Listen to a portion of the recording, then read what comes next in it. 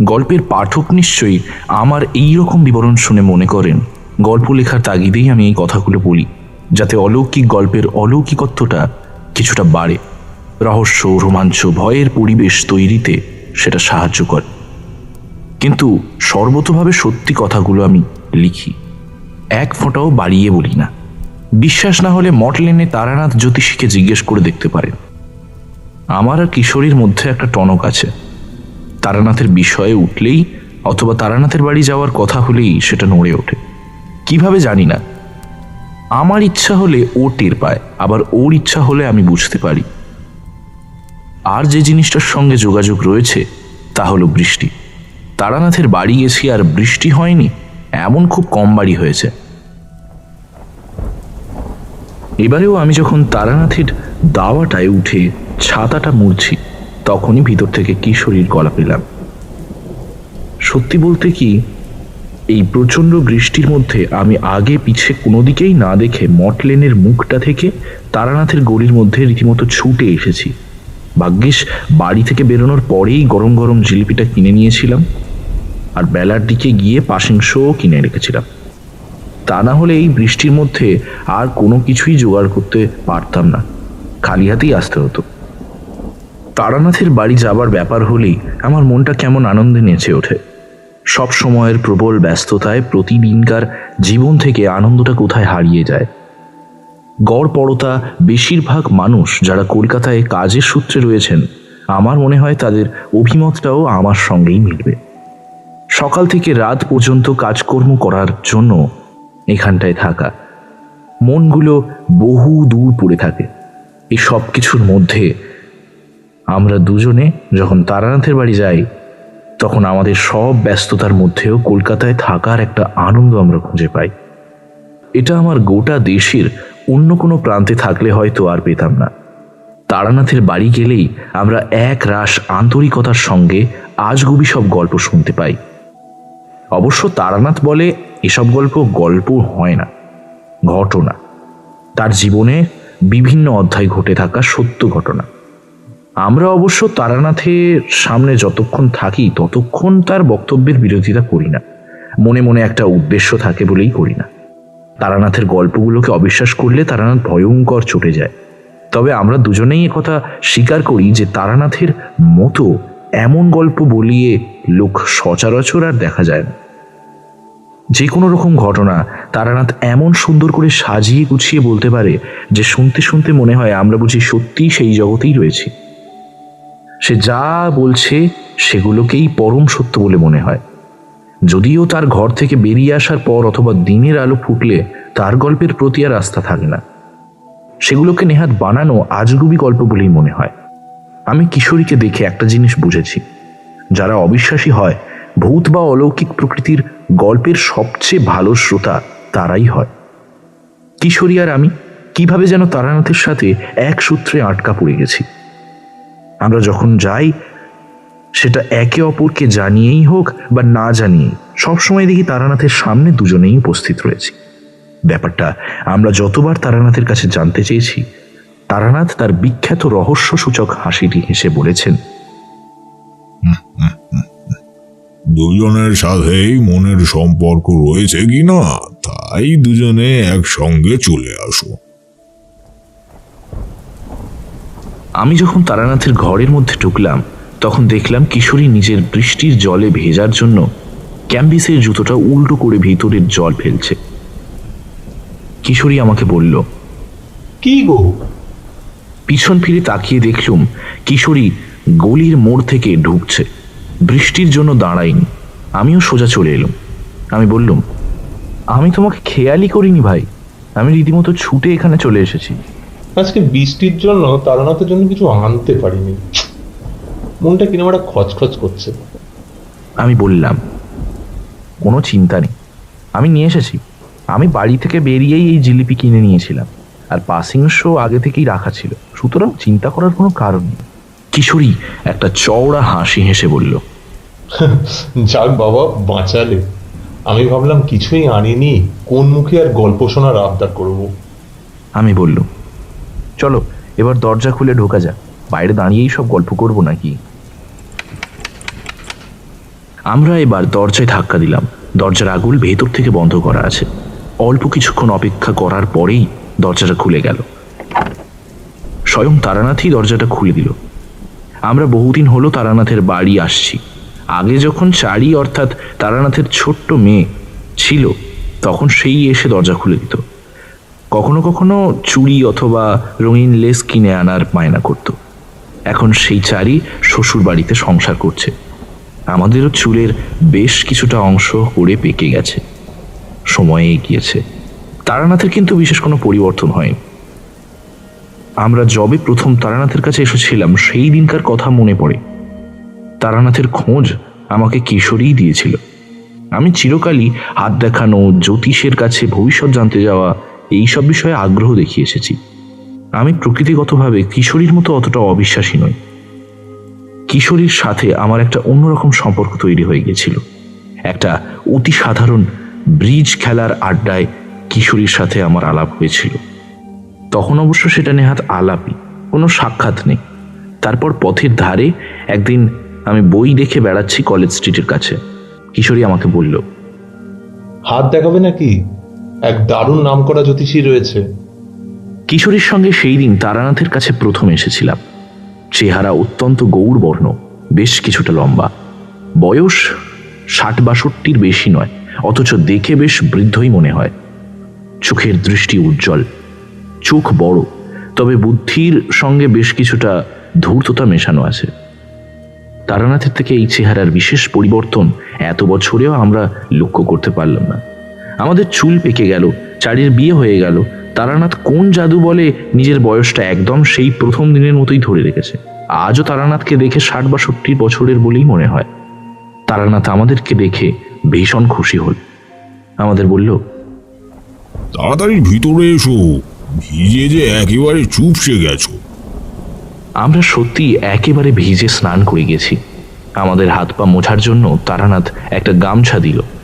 আমরা তাতে হাত পা মুছে ঘরের মধ্যে গিয়ে বসলাম। তারানাথ আমাদের বলল, তোমরা বেশ ভালো করে বসো, আমি চায়ের কথা বলে আসি। আমরা এই সুযোগটা ভরপুরভাবে কাজে লাগালাম। এই সময় আমরা সিগারেট ধরালাম।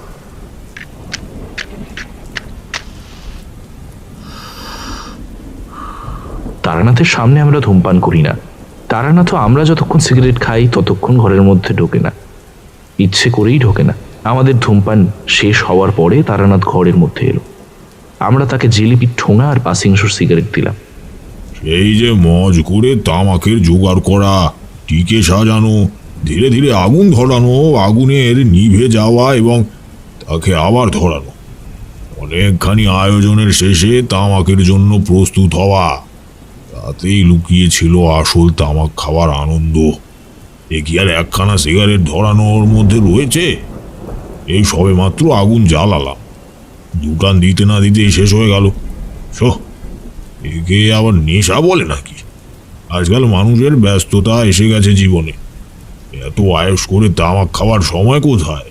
তাই এই সিগারেটই ভালো। আমরা তারানাথের মুখে এই কথা বহুবারই শুনেছি। সে কেলে মানুষ। আজকের দিনেও সিগারেট খাওয়া অপেক্ষা গড়গড়া কিসে বেশি ভালোবাসে। কলকাতায় বসে নেহাত গড়গড়া সবসময় খাওয়ার মতো সুযোগ হয়ে উঠতে পারে না বলে সিগারেট খায়, এমন একটা মতামত সে সুযোগ পেলেই আমাদের কাছে ব্যক্ত করে। কিন্তু আমরা জানি পাসিংশো সিগারেটটাও তার বড় প্রিয়।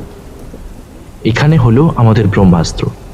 এই বস্তুটি দিয়ে তারানাথের কাছে কোনো গল্প শোনার আবদার করলে আমরা আজ পর্যন্ত ফিরিনি। তারানাথ একটা পাসিংশো ধরিয়ে খুব লম্বা একটা টান দিয়ে অনেকখানি ধোঁয়া মুখের মধ্যে নিল। এমন সময় কিশোরী সেন প্রশ্ন করে উঠল,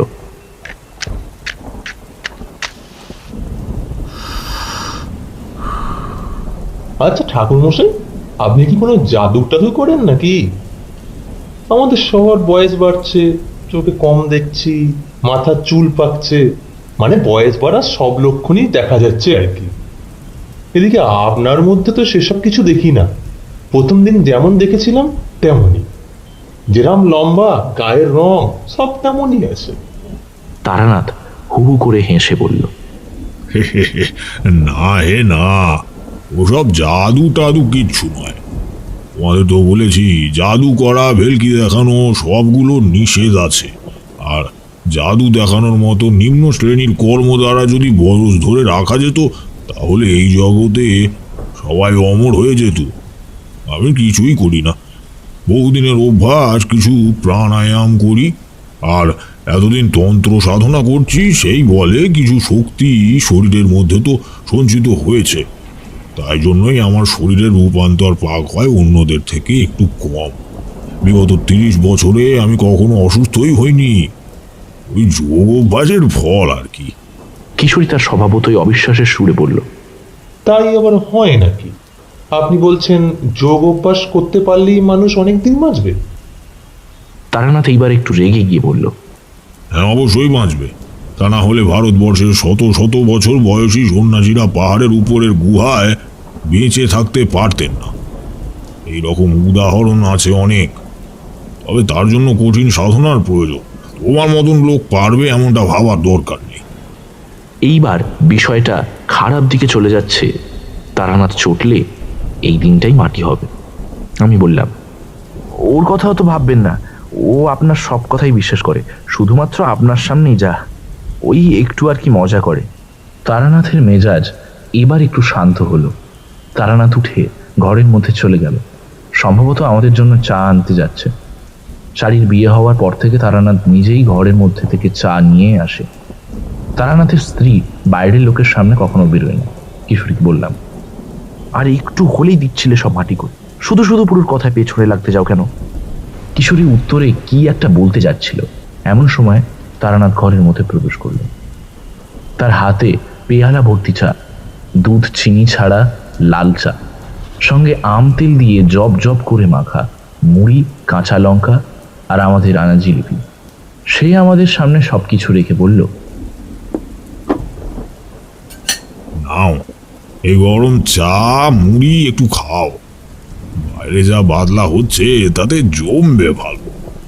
আমি এই সুযোগে বলে উঠলাম, বাইরে বদলায়ের সাথে কিন্তু একটা দারুণ ভূতের গল্প খুব ভালো জমবে, সেই জন্যই কিন্তু আপনার কাছে আসা ঠাকুরমশাই। তারানাথ আমার কথা শুনে মৃদু হাসল। সে ভালো করেই জানে আমাদের এখানে আসার কারণটা কি। তারানাথ বলল, আমার কাছে কোনো গল্প নেই।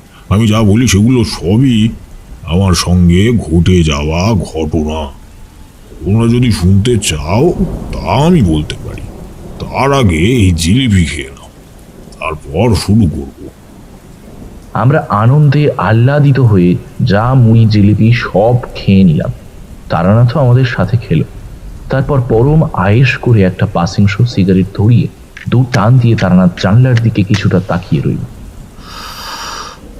সম্ভবত সে মনে মনে গল্পখানা সাজিয়ে নেওয়ার চেষ্টা করল।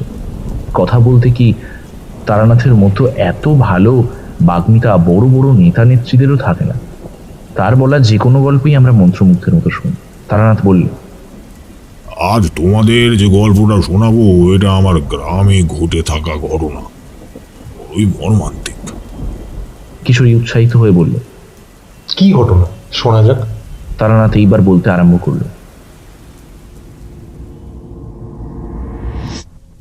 আমাদের গ্রামে বিষ্ণুপদ ধারা বলে বেশ টাকা পয়সাওয়ালা একজন বাস করত। ওই খালির মাঠ পেরিয়ে ও পাশে কুমোর পাড়া ছিল। তারপরে ওই ধারা পাড়াদের কয়েক ঘর বাস ছিল।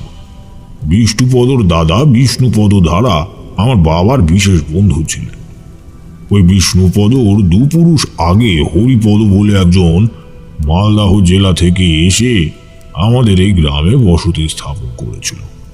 সে প্রায় অন্তত 150 বছর আগের কথা। তখন আমাদের গ্রামের এদিকটাতে কিছুই ছিল না। ওই খালির মাঠ তখন আরো বড় ছিল। তারপর থেকেই জঙ্গল ছিল।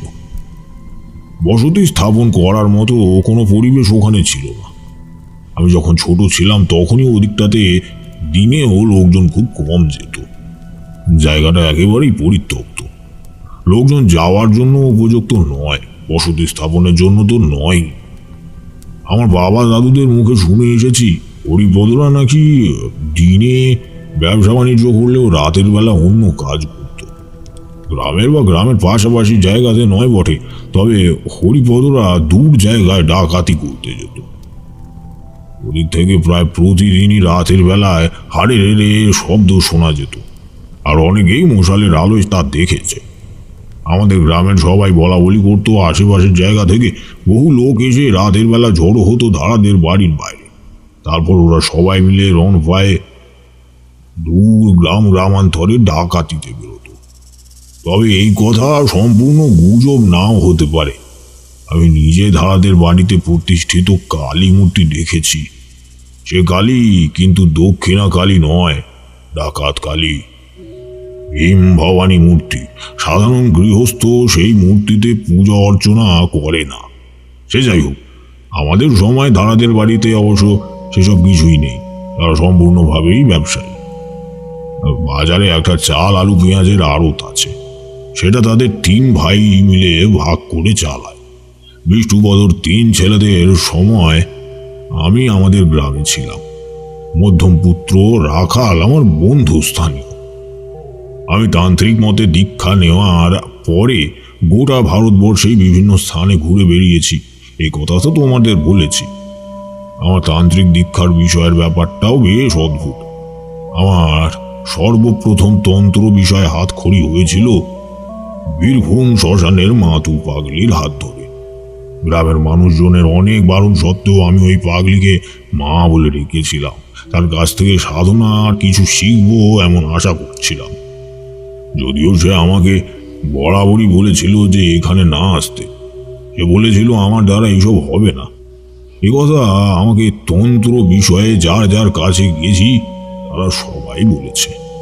তাও সে পাগলি একটা সম্পূর্ণ অর্থহীন মন্ত্র আমাকে দিয়েছিল। পাগলি আমাকে দিয়ে সব সাধনা করিয়েছিল। সে অতি ভয়ানক অভিজ্ঞতা। পাগলি নিজেই ষোড়শীর বেশ ধরে আমাকে দেখা দিয়েছিল। আবার যে শবের উপর বসে সাধনা করেছিলাম সেই শবেও সেই এসেছিল। তবে তখন আমি সব সাধনা সম্পন্ন করতে পারিনি।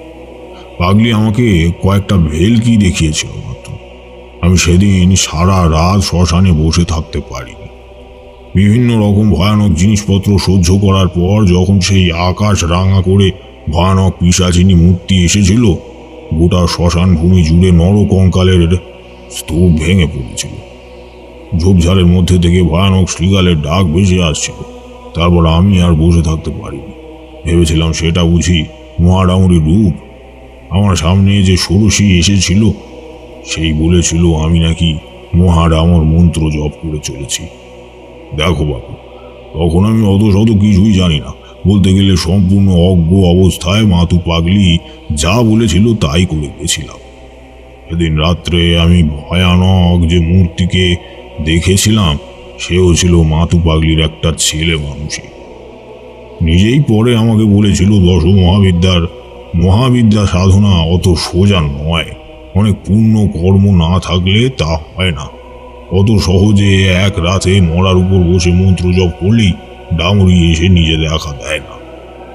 ভয় পেয়েছিলাম ভীষণ পরিমাণে। সেই দিন বুঝেছিলাম তন্ত্র জিনিসটা কি ভয়ানক হতে পারে যদি সঠিক গুরু না পাওয়া যায়। এ সম্পূর্ণই গুরুমুখী বিদ্যা। তবে মাতু পাগলি স্নেহবশত সত্যিই আমার কোনো ক্ষতি করেনি। তার ক্ষতি করা বিষয়ে অনেক দুর্নাম রয়েছে কিনা, তবে প্রকৃত সব সাধনা আমি পরে করেছি সে গল্প তোমাদের এক সময় বলেছি মনে হয়। আসলে বিরাচারী তন্ত্র সাধনার ক্ষেত্রে সব সাধনা একটা খুব গুরুত্বপূর্ণ পদক্ষেপ।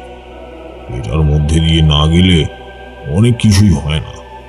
গুরুদেবের বলে দেওয়া পথে টাটকা মরা জোগাড় করে আমি সাধনা করেছিলাম, যদিও তখন আমি সেই সাধনা শেষ করতে পারিনি। তারও ফল খুব মারাত্মক হয়েছিল।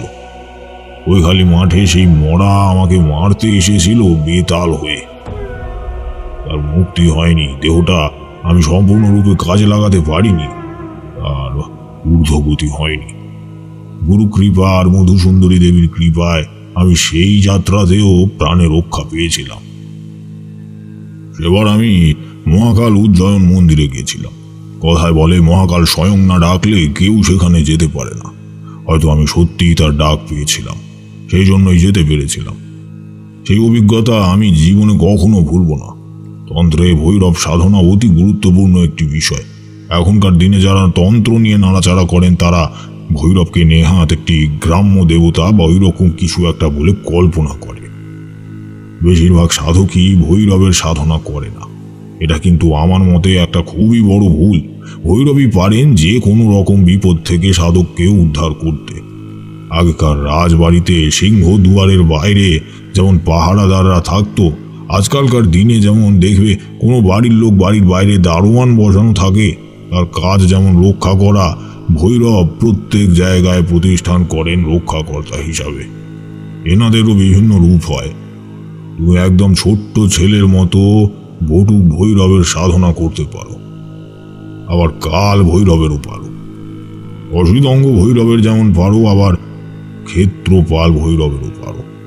আসলে প্রত্যেক ক্ষেত্রেই যেখানে সাধনায় যেমন দরকার সেখানে তেমন করে নেওয়া হয়ে থাকে। বিষয় সেটা নয়, এগুলো তন্ত্রের অতি গুহ্য বিষয়। তার সব কিছু তোমাদের জানার কথা নয়। আমি বলতে চাইলাম, যদি সঠিকভাবে রক্ষাকারীকে না চেনা যায় অথচ তুমি ক্রিয়া করতে শুরু করো, তাহলে তোমার মৃত্যু কেউ আটকাতে পারবে না। মহাকাল মন্দির কিংবা উজ্জয়িনী কিন্তু প্রকৃত অর্থে অঘরী সাধকদের জায়গা। অঘরী আর তান্ত্রিক সম্প্রদায় দুটো ভিন্ন। তাদের মধ্যে বেশ কিছু মৌলিক পার্থক্য আছে, যদিও আমরা সাধারণ মানুষ তাকে খুব একটা বুঝি না। তান্ত্রিক উপাচার বলতে তোমরা যা বোঝো, মোটামুটি তার চরমতম সীমায় চলে গেলে যা হয় সেটা অঘোর। নাম শুনে বুঝতে পারছো এই স্তরের মানুষের কোনো ঘোর থাকে না। সত্যি প্রকৃত অর্থে থাকে না। অঘরী সাধকরা করতে পারে না এমন কোনো কাজ নেই। হাসতে হাসতে নিজের মলমূত্র ভক্ষণ থেকে শুরু করে নরমাংস ভক্ষণ, নিজের হাত পা কেটে ফেলা, যত রকম ভয়ঙ্কর কিছু হতে পারে তারা সব কিছু হাসি মুখে করে। উজ্জয়িনীতে বেশ কিছু লোকজনকে আমি এমন করতে দেখেছি। বলতে কোনো দ্বিধা নেই, আমারও ভয় করত। তবে বিষয়টা যেমন মনে হয় তেমন নয়। এই স্তরে, অর্থাৎ প্রকৃত অঘোর স্তরে যে সাধকরা থাকেন তারা একেবারে শিশুর মতন হন। শিশুর যেমন কোনো জ্ঞান থাকে না, সে মলমূত্র নিয়ে খেলা করছে, না কাকে কামড়ে দিচ্ছে, অথবা নিজের হাতেই কিছু দিয়ে আঘাত করে ফেলছে। অঘোর সাধক প্রকৃতিগতভাবে তেমনই হন। তুমি যে কোনো প্রাচীন তান্ত্রিক গ্রন্থ দেখো না কেন, মহারামত তন্ত্র, রুদ্র জামল তন্ত্র, যাই হোক, এখানে দেখবে সব কিছুর বিবরণ একটা নির্দিষ্ট পদ্ধতি মেনে দেওয়া আছে। দেবী মহামায়া বা পার্বতী একটি বিষয় সম্পর্কে জানতে চাইছেন, মহাদেব তার উত্তর দিচ্ছেন। এইভাবে প্রত্যেকটি তন্ত্র গ্রন্থ লেখা রয়েছে। অঘরীরা মূলত শিবের অর্থাৎ মহাদেবের সাধনা করে। অবশ্য অঘোর গণপতি আরও অনেক অনেক রকমের অঘোর রূপ রয়েছে, অর্থাৎ আমরা যে দেবদেবীর পূজা করছি তাদের অঘোর রূপ কল্পনা করা রয়েছে। তবে মূলত অঘরীরা মহাদেবের সাধনা করে থাকে। সেই দেবাদিদেব মহাদেবের সাধনা তারা করেন যার থেকে তন্ত্রের জন্ম, যিনি তন্ত্রের আদিমতম গুরু। এখানে এসে দাঁড়িয়ে আমার জীবনে আর একটা অদ্ভুত অভিজ্ঞতা এসেছিল। জীবন কোন পর্যায়ে এসে কখন কি শেখায় তা আমরা সত্যি কেউ জানি না। এখানে একজন প্রাচীন সাধু আমি কিছুদিন সঙ্গ নিয়েছিলাম। নিঃসন্দেহে এই সাধু বাবা অঘোর সাধু। সর্বদা কালো পোশাক পরতেন, গলায় ঝুলতো ছোট হাড়ের টুকরো দিয়ে তৈরি করা মালা, হাতে খপ্পর। একটা বিষয় হয়তো অঘোররা আমার প্রতি রুষ্ট হবেন, কিন্তু আমার এই উগ্রতা খুব একটা ভালো লাগতো না। এই সাধু কিন্তু প্রকৃতিগতভাবে তেমন ছিলেন না। আর চোখ দুটো স্থির গভীর সাগরের মতো গভীর। বেশিরভাগ সময় নিজের ঝুপড়ির বাইরেই বসে থাকতেন, তাও খুব একটা যাতায়াত করতেন না। চেলা চামুন্ডার সংখ্যাও খুব বেশি ছিল না। খুব কম সময়ে নিজের জায়গা থেকে দূরে কোথাও যেতেন, আর সন্ধ্যের পর ধুনি জেলে বসে সর্বক্ষণ জপ করতেন। আমি একদিন সন্ধ্যার পর বাবাজির সামনে গিয়ে বসে। এমনও কোনো কোনো দিন গেছে যে আমি সারাক্ষণ ওখানেই বসে রয়েছি, বাবাজি হয়তো কোনো কথাই বললেন না। উনি এক মনে জপ করে চলেছেন। জপ করা হয়ে গেলে ঝুপড়ির মধ্যে ঢুকে যেতেন। একদিন এমনই বসে আছি, বাবাজি হঠাৎ নিজে থেকেই বললেন, तू तो बुरा आदमी है। कल भैरव को तूने देखा है? वो आके तेरा जान बचाया है। হঠাৎ করে এই কথাটা শুনে আমি চমকে বাবাজির দিকে একবার তাকালাম। বাবাজি তখন আমার দিকে তাকিয়ে মিটি মিটি হাসছেন। বললাম, আপনি জানেন, আপনি দেখতে পাচ্ছেন? আমি কেন দেখতে পাবো? আমাকে जितना দেখালো ততটুকু দেখলাম। तू तो দেখেছিস, खुद का हड्डी लेकर सुअर चराते चराते तो सामने এসেছিল। কি ঠিক কি না? বাবাজির গলায় ভাঙা ভাঙা বাংলা উচ্চারণ শুনে আমি আরো চমকে গেলাম। বাবাজিকে বললাম, আপনি সব জানেন, আপনি আমাকে দীক্ষা দিন। সাধারণত একটু উচ্চ কোটি সাধক হন যারা, তারা হুট করে লোকজনকে দীক্ষা দিতে চায় না। তাদের চেলা চামুন্ডা কমই থাকে। যে নিজে কিছু জানে না সে অপরকে সবসময় জানাতে চায়। বাবাজি আবার বললেন, দীক্ষা আমি দেব না। তোর দীক্ষা আমার কাছে হওয়ার নয়। তোর পথ অঘোরের পথ নয়। তুই আমার কাছে এসে কেন বসে থাকিস? তুই জানিস অঘোর তোর জন্য নয়। আমি বসে থাকতাম একটা নির্দিষ্ট কারণে।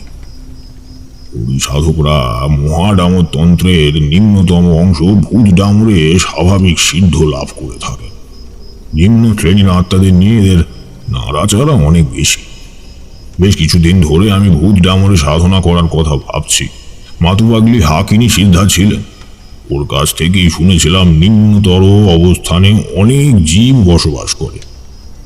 নিম্নতর অবস্থান অর্থাৎ তাদের মায়া, দয়া, স্নেহ, ভালোবাসা, বুদ্ধি ইত্যাদি প্রবৃত্তি অত্যন্ত কম, অন্তত মানুষের থেকে অনেক কম, কিন্তু তাদের ক্ষমতা অনেক বেশি। মন্ত্র বলে তাদের উপর যদি প্রভুত্ব করা যায় তবে ত্রিভুবনে এমন কোনো কাজ নেই যেটা তাদের দিয়ে করানো যাবে না। এই সমস্ত জীবরা মানুষ মারা যাওয়ার পর যেখানে যায়, মানে সদ্গতি না হলে যেখানে যায়, সেখানকার স্থায়ী বাসিন্দা।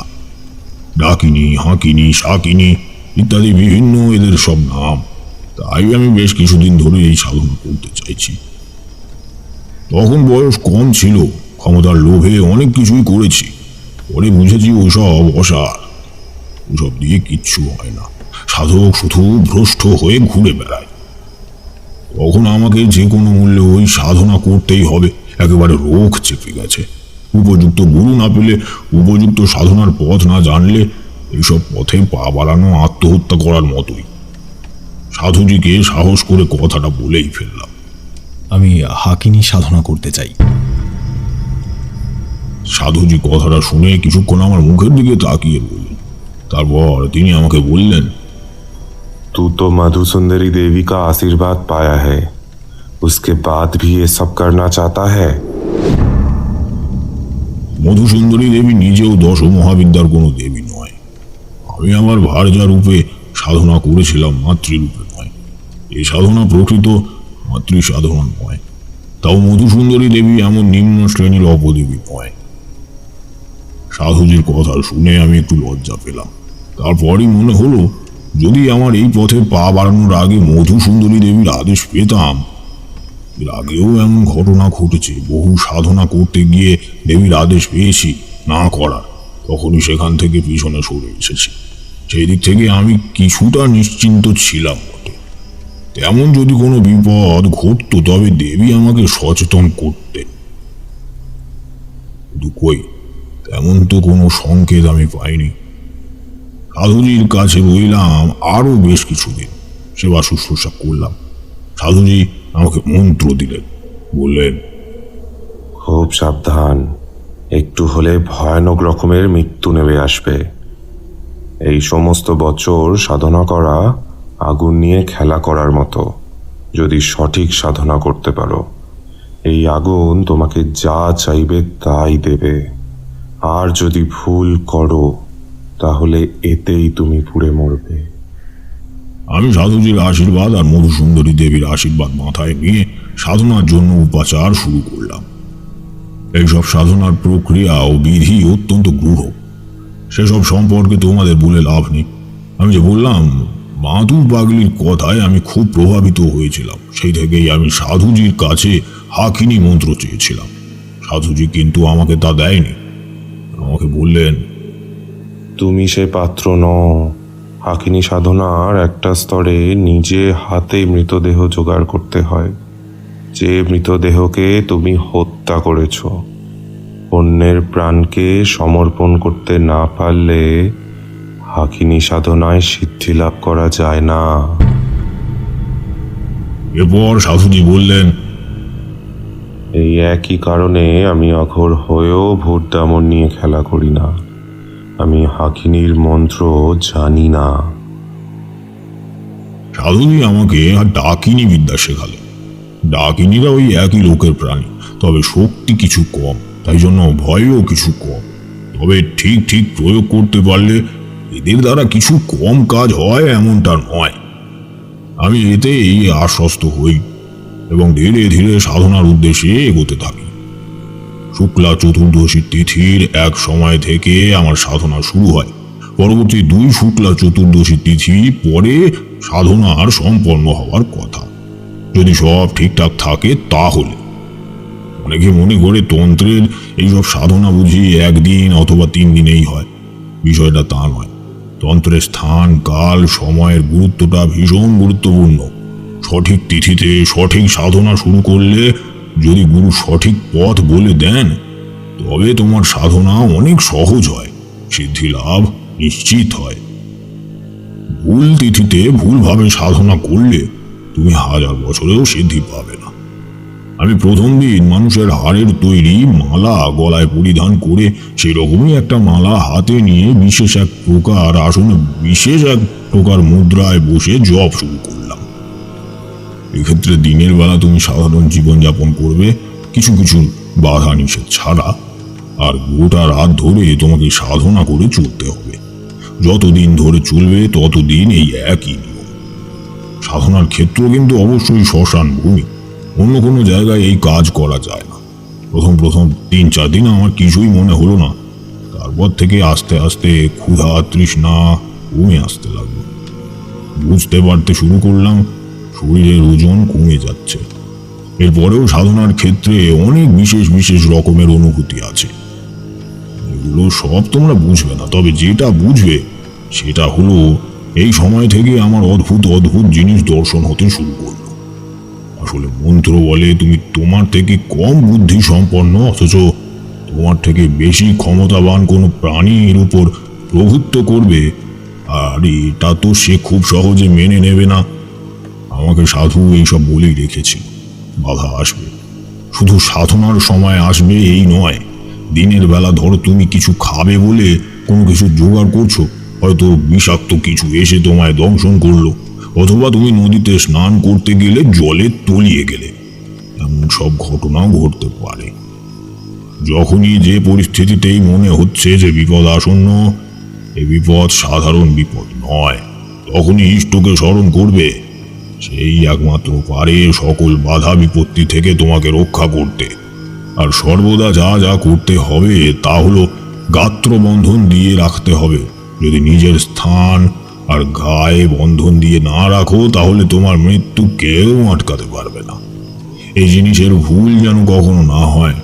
সাধারণত আমরা কোনো পূজা উপাচারে বসার সময় এটা করে থাকি, তবে এই ধরনের কঠিন সাধনার সময় সর্বদাই বন্ধন দিয়ে রাখতে হয়।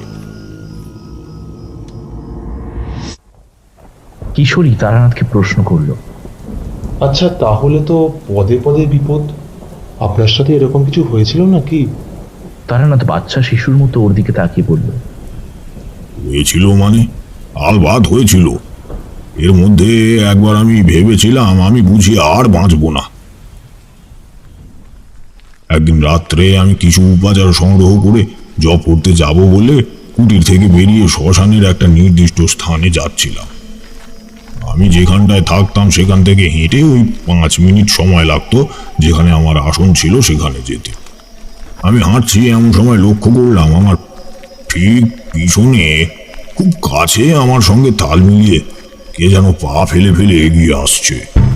শ্মশান ভূমির বাইরে জায়গা স্বাভাবিকভাবে ভীষণ অন্ধকার। তোমরা বললে বিশ্বাস করবে কিনা জানি না, এই সেই কৈখালির মাঠে দেখা বেতাল। মনে পড়ে বহু পূর্বে আমি একবার সব সাধনা সম্পন্ন করতে পারিনি, সেই গল্প তোমাদের বলেছিলাম। এই বেতাল পূর্বেও আমাকে হত্যার জন্য চেষ্টা করেছিল, এইবারেও ঠিক এই ফিরে এসেছে। আমি কল্পনা করিনি কর্মফল এইভাবে বারবার আমার অদৃষ্টের উপর প্রভাব বিস্তার করবে। ব্যাপারটা বুঝতে পারা মাত্রই আমার সারা শরীর যেন শক্ত হয়ে গেল। আমার পা যেন আর উঠতে চাইছে না। মনে হচ্ছে নিজের শরীরটাকে নয়, একটা 40 মন ভারী বস্তা কাঁধের উপর তুলে নিয়ে এগোনোর চেষ্টা করছি আমি। এইসব ওই বেতালের আবেশ। মনে হচ্ছে আশেপাশের বাতাসটা ভীষণ ভারী হয়ে আসছে, দম বন্ধ হয়ে আসছে। আমি রুদ্ধশ্বাসে এগোনোর চেষ্টা করছি, কিন্তু পারছি না। ভীষণ কষ্ট হচ্ছে পা দুটোকে চাগিয়ে তুলতে। বললে বিশ্বাস করবে কিনা জানি না, ওই 5-7 মিনিটের পথটা যে আমি কতক্ষণ ধরে চলার চেষ্টা করছি তা আমি নিজেও জানি না।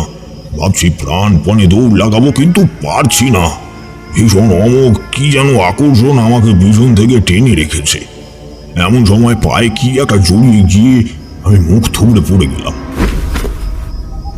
তখনই মনে হলো আজ আর বাঁচব না। কেন যে এইসব করতে গেলাম কে জানে। মৃত্যু আমার পিছনে দাঁড়িয়ে আছে, এই আমার উপর ঝাঁপিয়ে পড়লো বলে। কিন্তু ওই কথায় আছে না, রাখে ইষ্ট তো মারে কে। আমারও সঙ্গে সেই দিন তাই হলো। চোখটা খুলতে পারছি না, সামনে থেকে এত আলোর একটা জ্যোতি ভেসে আসছে। ওই ভীষণ ভয়ঙ্কর অন্ধকার শ্মশান ভূমির বাইরে আলোর যেখানে কোনো চিহ্ন পর্যন্ত নেই, সেইখানে শত শত প্রদীপ যেন জ্বলে উঠলো আমার চোখের সামনে। সেই আলোতে আমার চোখ ঝলসে যাবে মনে হচ্ছে। মুহূর্তকাল এই রকমই ছিল। তারপরেই সেই আলোর প্রাবল্য আস্তে আস্তে আবার কমে এলো, অন্ধকার চারিদিককে গ্রাস করলো। কিন্তু আরো একটা বিশাল বড় পরিবর্তন আমি অনুভব করলাম। আমার আশেপাশের বাতাসটা আবার হালকা হয়ে আগেই যে ভীষণ ভারী একটা ভাব ছিল, মনে হচ্ছিল নিঃশ্বাস প্রশ্বাস নেওয়া বুঝি অসম্ভব হয়ে পড়েছে, সেই ব্যাপারটা কেটে গেছে। আবার হাতে পায়ে বল ফিরে পেলাম। আস্তে আস্তে উঠে দাঁড়িয়ে দেখলাম আমার পেছনে কেউ কোথাও নেই। সম্পূর্ণ অন্ধকার প্রান্তরে আমি দাঁড়িয়ে আছি। আমি আবার আস্তে আস্তে গিয়ে নিজের সাধনার জায়গায় বসলাম। আসলে বসে এক মনে মধুসুন্দরী দেবীর স্মরণ করে তারপর যা কর্ম ছিল তা শুরু করলাম। এরপর যে সময়কাল উল্লেখ করলাম তত সময় ধরে বিভিন্ন রকম উপাচার সংযোগে সাধনা করার ফলে আমি সিদ্ধি লাভ করলাম। সাধারণত তন্ত্রে সাধনার সিদ্ধি লাভের কথা কাউকে বলা উচিত নয়, তোমাদেরকে বলছি। আরও একটা বিষয় হলো, এই জিনিসটার প্রয়োগ আমার জীবনে খুব একটা করতে লাগেনি। 1-2বার ব্যবহার করেছি, বা বলা ভালো করতে হয়েছে। এখন জীবনের এই পর্যায়ে এসে বুঝতে পারছি কোনো কিছুই অকারণে হয় না। আমি যে ওই সাধনা করেছিলাম তা আসলে পরমেশ্বরের ইচ্ছেতেই হয়েছিল। তারই উদ্দেশ্য ছিল আমার এই সিদ্ধির দ্বারা কয়েকটা কাজ করানো। সেগুলো হয়তো এই সাধনা না করলে হতো না, তার জন্যই আমি করেছিলাম, বা আমাকে দিয়ে করিয়ে নেওয়া হয়েছিল। তেমনই একটা গল্প ঘটনা আজকে তোমাদের বলবো, যেটা আমাদের গ্রামেই ঘটেছিল। সেবার অনেক জায়গা ঘোরার পর মাকে দেখতে বড্ড ইচ্ছা করছিল। মাতৃশক্তি এই জগতের সর্ববৃহৎ শক্তিগুলোর মধ্যে একটা, যে 10 মাস 10 দিন গর্ভে ধারণ করার পর জগতের আলো দেখিয়েছে, তার সাথে সম্পর্ক খুব সাধারণ সম্পর্ক নয়।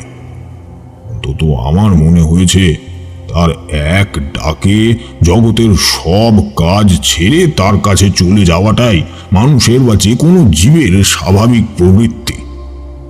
মাকে দেখতে বড় ইচ্ছা করছিল বলে আমি আমাদের গ্রামে ফিরে গেলাম। এবারে বেশ অনেকদিন বাদে আমি দেশে ফিরছি, মনটা বেশ আনন্দে রয়েছে। ততদিনেও আমার মনে হতে লাগলো গ্রামের অনেক পরিবর্তন ঘটেছে। আমার ছোটবেলাকার সেই গ্রামের মানুষজনের মধ্যে অনেক বেশি সারল্য ছিল। এখন চাটুলতার পরিমাণ বেড়েছে।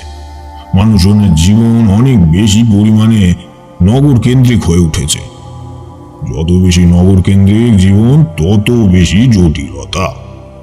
তাই হচ্ছে আসলে। আমাকে বাড়ি ফিরতে দেখে বাড়িতে একটা ছোটখাটো উৎসবের আমেজ শুরু হয়ে গেল। বহুদিন পর বাড়ি ফেরায় মা আমাকে সকাল বিকেল রাত্রি আমি যা যা খেতে ভালোবাসি তাই তাই রেঁধে খাওয়াতে লাগলেন। শুধু মা কেন, তখনকার গ্রামের সব বাড়ি একটা পরিবারের মতো ছিল। আমাদের চক্রবর্তী পরিবার অনেক বড় ছিল। আজকে এই কাকিমা, কালকে ওই জেঠিমার বাড়িতে রোজ নিমন্ত্রণ খেতে লাগলাম। বাবাও ভীষণ খুশি। এমন সময় একদিন দুপুরবেলা খাওয়া দাওয়াটা বড্ড বেশি হয়ে গিয়েছে। আমি বাড়ির বাইরে চণ্ডী মণ্ডপটায় অল্প কিছুক্ষণ বসে থাকবো ভাবলাম। আমি চিরকাল এই সময় তাই করি। শাস্ত্রয় বলে, খাওয়া দাওয়ার পর হাত পা ছড়িয়ে রাজার মতন আচরণ করতে হয়। এই শাস্ত্র বাক্যটাও আবার আমি চিরকাল খুব মনে রেখেছি। তাই ভাবলাম চণ্ডী মণ্ডপে কিছুক্ষণ বসে থেকে তারপর ঘরে গিয়ে শুয়ে পড়ব। গ্রামের বাচ্চারা লাটাই আর ঘুড়ি নিয়ে ছুটোছুটি করছে। ওখানে খেলাধুলার সামগ্রী শহরের মতো এত বেশি নয়। তোমাদের ছেলে মেয়েদের মতো ক্রিকেট, ব্যাট, বল, ফুটবল এত কিছু অত সহজে গ্রামে পাওয়া যায় না। অন্তত তখন তো যেতই না। লাট্টু, ঘুড়ি, ডাঙ্গুলি আরো অনেক রকমের খেলা ছিল, সেগুলো অবশ্য কোনো অংশেই এখনকার খেলাগুলোর থেকে কম নয়। তাতে যা হুটোপুটি হতো, মজা হতো, তার বলার মতো নয়। চণ্ডী মণ্ডপে তখন বড়দের কেউই নেই। আমি ভাবছি একটা সিগারেট ধরাবো, এমন সময় লক্ষ্য করলাম একটু দূরে রাস্তার উপরটা থেকে একজন ছুটে আসছে আমার দিকে। লোকটা আরেকটু কাছে ছুটে আসতে বুঝতে পারলাম, আরে এ তো আমার বন্ধু রাখাল, মানে ধারাদের বাড়ির রাখাল। অনেক বছর বাদে ওকে দেখছি, বেশ অনেকটা বদলে গেছে। আমি যতক্ষণ এইসব কিছু ভাবছি ততক্ষণের মধ্যে ও ছুটে আমার কাছে এসে ভীষণ হাঁপাতে হাঁপাতে আমাকে বলল, ভাই তারানাথ, এক্ষুনি আমার সাথে একবার চলো, আমার এখন ভয়ানক বিপদ। আমি বললাম, আরে আরে দাঁড়াও রাখাল, কেমন আছো বলো, কি হয়েছে?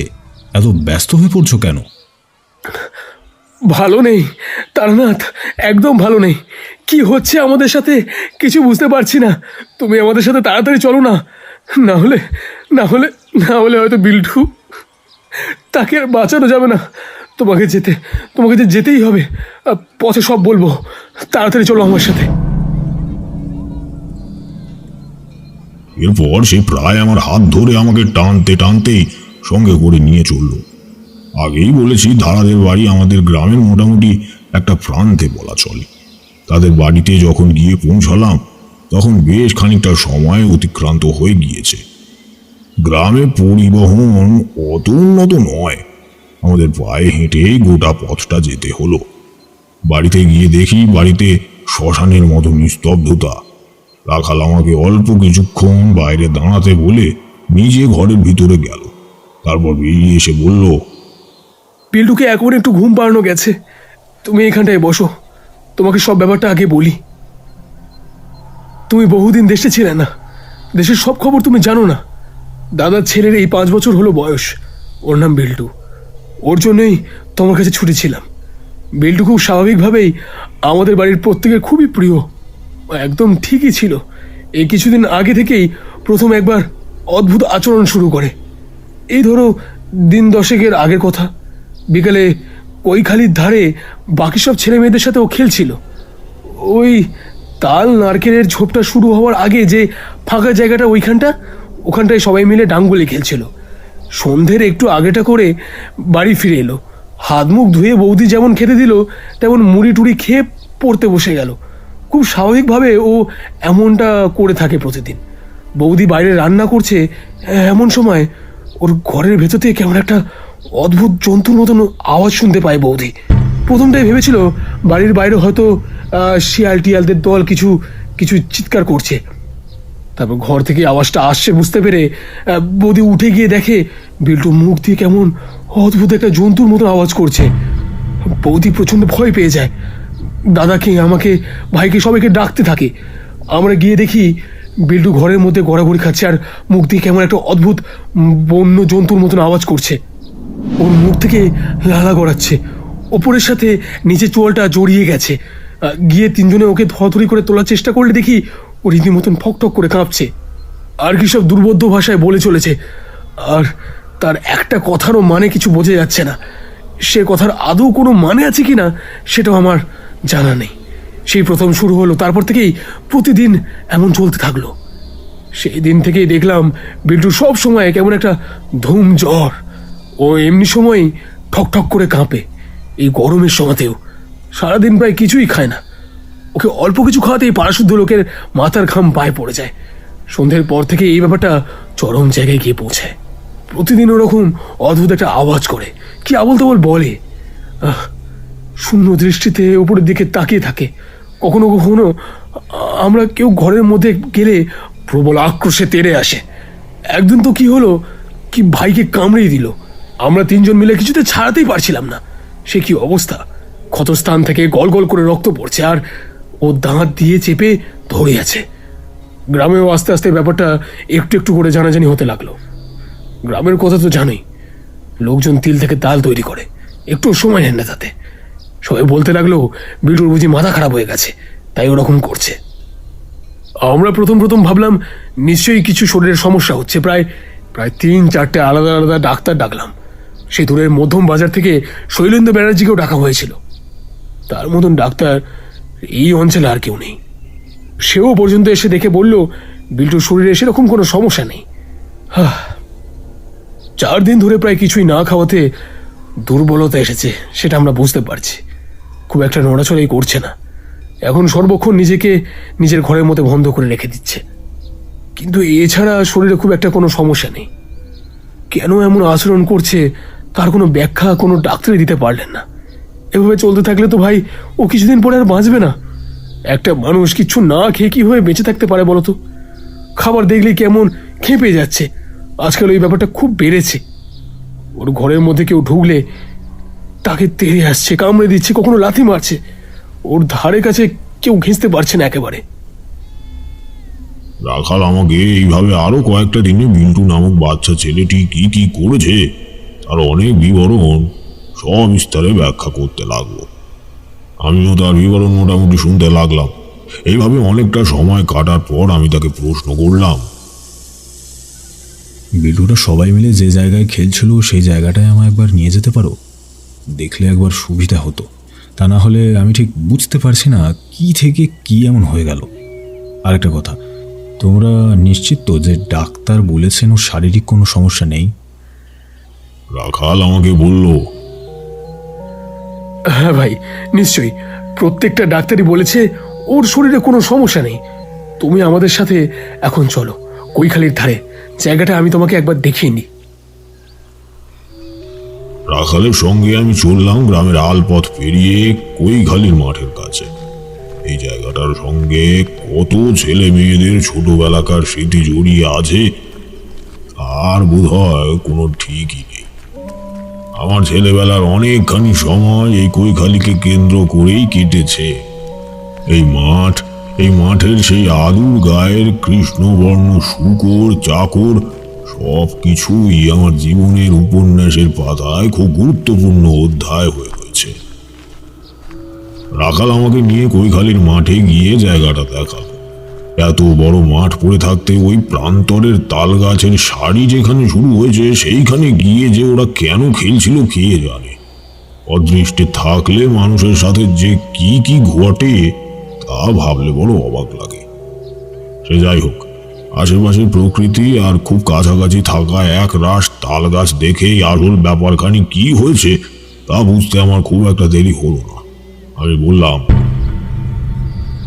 ঠিকই ধরেছ, এ ডাক্তারের দ্বারা সারবে না বিল্টু। আশা করছি এইবার সুস্থ হয়ে যাবে বটে, কিন্তু আমাকে কিছু কাজ করতে হবে ভাই। আর তোমাকে কিছু জিনিসপত্র জোগাড় করে এনে দিতে হবে, খুব তাড়াতাড়ি করতে হবে। 10 দিন কেটে গেছে আর হাতে খুব একটা সময় নেই। যত বেশি সময় অপচয় করবে বিল্টুর প্রাণ শক্তি তত শুকিয়ে যাবে। আমার কথা শুনে রাখাল কিছুটা মনে ভরসা পেল। আমি তাকে যে সমস্ত জিনিস লাগবে তার একটা তালিকা করে দিলাম। সে দেখে চমকে গেল। তান্ত্রিক কোনো ক্রিয়ার উপাচার সাধারণ মানুষ দেখলে সেইভাবেই চমকে উঠবে। যে সমস্ত উপকরণ সে এনে দিতে পারবে, অর্থাৎ সাধারণ মানুষ আনতে পারবে তেমন জিনিস সেইখানে লেখা ছিল। আরো অনেক এমন উপকরণ রয়েছে যেগুলো রাখাল কেন অন্য কোনো মানুষের পক্ষে এনে দেওয়া সম্ভব নয়, সেইগুলো নিজেই জোগাড় করে নেব। আমি তাকে বললাম, ভাই রাখাল, আমি কিন্তু কালই তোমার বাড়িতে পুজোয় বসবো। যত তাড়াতাড়ি সম্ভব তত তাড়াতাড়ি বিল্টুর প্রতিকারের ব্যবস্থা করতে হবে, না হলে ওই ছেলেটার ভীষণ ক্ষতি হয়ে যাবে। সব ব্যবস্থা রাখাল ঠিক মতো করে রেখেছিল। আমি পরের দিন সন্ধেবেলা ওদের বাড়িতে পুজোর আয়োজন করে বসলাম। বলা ছিল ঘরের দরজা, অর্থাৎ বিল্টু যে ঘরে থাকে সেই ঘরের দরজা বাইরে থেকে বন্ধ রাখতে। ওর ঘরের বাইরের দাওয়াটাতেই পুজোর আয়োজন করেছিলাম। বাড়ির সকলকে বলেছিলাম নিজের নিজের ঘরে বন্ধ থাকতে, কোনো পরিস্থিতিতে বিল্টুর চিৎকার শুনে অথবা কোনো কিছুর জন্য ঘর থেকে বেরিয়ে যেন না আসে, তাহলে কিন্তু প্রবল ক্ষতি হয়ে যাওয়ার সম্ভাবনা রয়েছে। এবারে সবাই আমাকে ছেলেবেলা থেকে জানে, আমার উপরে ভরসা করে। আমার কথা সবাই এক বাক্যে মেনে নিয়েছিল, কোনো প্রশ্ন না করে। আমি সন্ধ্যা শুরুর একটু পরেই পুজো পাঠ আরম্ভ করি।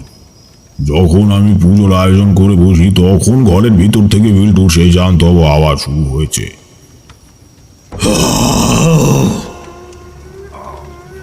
আমি একটার পর একটা ক্রিয়া করে চলেছি, আর মনে হচ্ছে ঘরের ভিতর থেকে কোনো উদ্দাম পশু মত্ত হয়ে চিৎকার করছে। সে শব্দ যে কোনো 5 বছর বয়সী শিশুর কণ্ঠ থেকে নির্গত হতে পারে না। আমি আহুতি দিয়ে চলেছি একটার পর একটা। আমি জানি যে ভয়ঙ্কর পাশবিক শক্তি ওর মধ্যে প্রবেশ করেছে, তার থেকে অধিকতর শক্তি আমার কাছে আছে। আমি সে বিষয়ে আত্মবিশ্বাসী। এখানে আসার পূর্বে আমার একটা কথা মনে হয়েছিল যে জগতে কোনো কিছুই কারণ ছাড়া ঘটে না। আমি যখন ভূত ডামর নিয়ে সাধনা করতে চেয়েছিলাম তখন আমি জানতাম না তা আমি কেন করছি। সেই সাধু আমাকে যে প্রশ্ন করেছিলেন তার উত্তর তখন আমার কাছে ছিল না, আমার ইষ্টের কাছে ছিল। সর্বশক্তিমান ঈশ্বর আমাকে দিয়ে ওই কাজটি করিয়ে নিতে চেয়েছিলেন, হয়তো ভবিষ্যতে কিছু করব সেই আশাতেই। ঘরের ভিতরে যাকে আটকে রাখা হয়েছে সে যে কোনো মূল্যে মুক্তি পেতে চাইছে, তার জন্য যা নয় তাই সে করে চলেছে। প্রবল আক্রোশে কখনো দরজা কখনো জানলায় আঘাত করছে, ঘরের ভিতরের আসবাবপত্র এদিক ওদিক ছুঁড়ে ফেলে দিচ্ছে। খেলা দেখানোর জন্য বনের বন্য জন্তুকে চাবুক মারলে তারা যেমন আচরণ করে প্রথম তেমনই আচরণ করে চলেছে ঘরের ভিতর থেকে বিল্টু। বুঝতে পারছি বাড়ির সব ঘরের মধ্যে থেকে উঁকি ঝুঁকি মারার চেষ্টা চলছে। হাজার হোক তাদের ঘরের ছেলে, তার ভালো খারাপ নিয়ে সবাই ভীষণ চিন্তিত। বেশ কিছু ব্যূহ ক্রিয়া করতে হয়েছিল, সেই সবগুলোর সব বিবরণ আমি তোমাদেরকে বলবো না, নিষেধ আছে। শুধু এইটুকু জেনে রাখো, পূর্ণাহুতি দেওয়ার আগে সেই ভয়ানক অন্ধকার জগতের প্রাণী, যদিও আমি জানি না তাকে প্রাণী বলা উচিত কিনা, তাদের প্রাণ বলে কিছু হয় না। সে বলেছিল প্রবল আক্রোশে, ছেড়ে দে, আমি চলে যাচ্ছি, ছেড়ে দে। আমি বুঝলাম আমার ক্রিয়া সফল হয়েছে, এমনটাই হওয়ার কথা ছিল। আমি এর উত্তরে বললাম, তোর উপর ভরসা করে ছেড়ে দেওয়ার উপায় নেই। আমি তোকে নির্মূল করে তবেই এখান থেকে যাব। একটা 5 বছরের শিশুর উপর যে এতদিন ধরে এত নির্যাতন করেছে তাকে এইভাবে ছেড়ে দেওয়া যায় না। এরপরেই আমি পূর্ণাহুতি দিই। এইবার আসে সেই প্রচন্ড মুহূর্ত। আমার পূর্ণাহুতি দেওয়ার সঙ্গে সঙ্গে ঘরের ভিতর থেকে প্রবল অসম্ভব জোরে একটা আর্ত চিৎকার ভেসে আসে।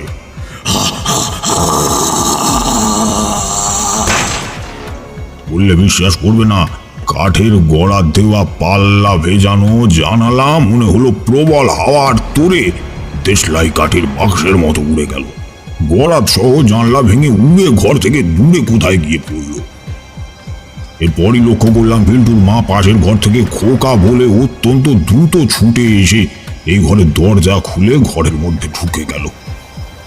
খোকা, খোকা! অনেক কষ্ট করে তিনি এতক্ষণ নিজেকে সংযত রেখেছিলেন। এই দৃশ্য দেখার পর আর পারলেন না। তাকে দোষ দেওয়ার কিচ্ছু নেই। মাতৃশক্তি অত্যন্ত প্রবল হলেও মায়ের প্রধান স্বরূপটাই স্নেহময়তা। এতক্ষণ তিনি তার ছেলের সঙ্গে ঘটে যাওয়া ঘটনাগুলো দেখছিলেন। আমার নিষেধের কারণে বাইরে বেরোতে পারলেন না, কিন্তু এইবার যে ঘটনা ঘটলো তারপর কোনো নিষেধই তিনি আর মানলেন না। যদিও বিপদ কেটে গেছে, আর কোনো ভয় নেই। ওই জানালার তলাতেই বিল্টু এসে পড়েছিল। তার হাতে আর কপালে অল্প একটু আঘাত লেগেছে, আর কোথাও তেমন কোনো ক্ষত নেই। তাকে অজ্ঞান অবস্থায় পাওয়া যায়। আমি বললাম তাকে নিয়ে গিয়ে যেন এখন শুইয়ে দেওয়া হয়। শরীরটা তার প্রবল দুর্বল হয়ে গেছে এই কদিনে। তার ঘুম ভাঙলেই যেন গরম দুধ খাইয়ে দেওয়া হয়। ভয়ের কিছু নেই, তবে এত বড় ক্রিয়া ঘটেছে বলে তার শরীরের উপর দিয়েও যথেষ্ট পরিমাণ ধকল গেছে, সেজন্যই জ্ঞান ফিরতে একটু দেরি হবে। রাখাল এসে আমার হাত দুটো ধরে আমাকে তারপর জড়িয়ে ধরে অনেকক্ষণ প্রায় কাঁদলে। বাড়ির সকলে মিলে আমাকে একটা ঘরে নিয়ে গিয়ে বসালো। আমার জন্য অনেক রকমের মিষ্টি সব নিয়ে এসে খেতে দিল। তারপর জিজ্ঞেস করলো, কি হয়েছিল তারানাথ? আমাদের ছেলেটার সাথে কি হয়েছিল? আমি ভাবলাম এদের সব ঘটনা সত্যি বলাই ভালো, তা না হলে এরা ভবিষ্যতে সচেতন হবে না। আমি বললাম, তোমরা একটু লক্ষ্য রেখো, গ্রামের ছেলেমেয়েরা কৈখালির মাঠের ধারে খেলতে যাক, সমস্যা নেই। ওইদিকে তাল নারকেলের বনটা শুরু হওয়ার জায়গাটা যেন না যায়, জায়গাটা ভালো নয়। আসলে এই আমরা যে জগৎটা দেখি সেই জগতের বাইরে আরও একটা জগৎ রয়েছে। সেখানকার কিছু প্রাণী রয়েছে। মানুষের মৃত্যু হলে অনেক সময় দুরাত্মারা সেই লোকেই যায়। এটা অন্ধকার জগৎ। এই নিয়ে যত কম কথা বলা যায় ততই ভালো, কারণ অন্ধকারের কোনো শেষ নেই। প্রেতের জগতে অনেক রকমের শ্রেণীর জীব থাকে, যদিও এরা সেই অর্থে জীব নয়, কারণ এদের প্রাণ আছে কি সেটা কোথাও বলা হয়নি। বুদ্ধি প্রবৃত্তি অত্যন্ত নিম্ন। স্নেহ, মমতা, মায়া, ভালোবাসা ইত্যাদি কোনো মানবিক গুণ তাদের মধ্যে নেই। প্রবল আক্রোশ রয়েছে, ঘৃণা রয়েছে, আর রয়েছে প্রতিহিংসা।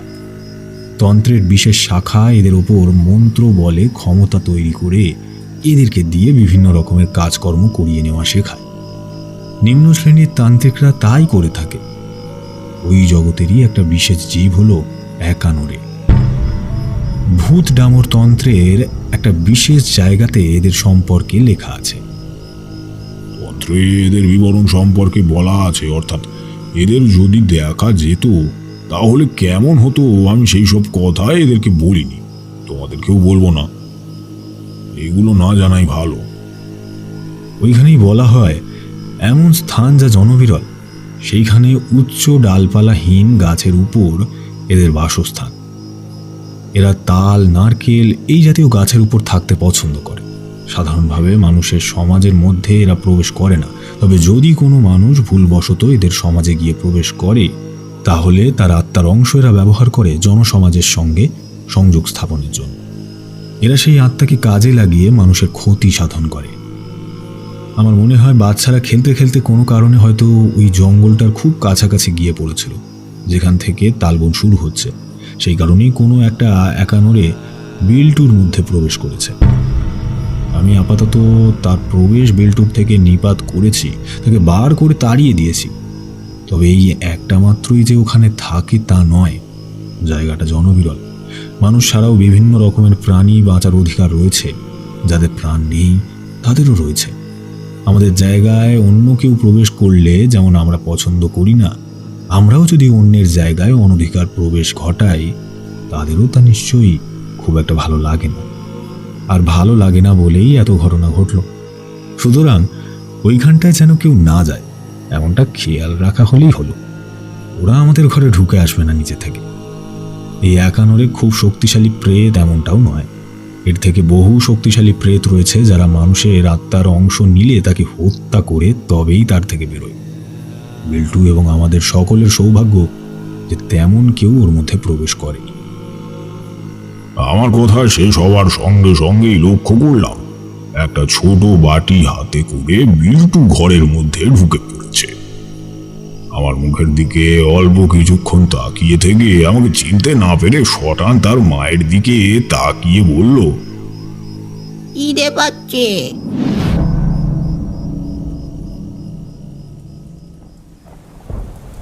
আহা, সেই দৃশ্যে সকলের মুখে যে তৃপ্তি দেখেছিলাম, তার জন্যই মনে হয় আমার ভূত ডামর সাধনা সার্থক। আহা, এমন তৃপ্তি যেন ঘরে ঘরে আসে, এমন শান্তি যেন সকলে পায়।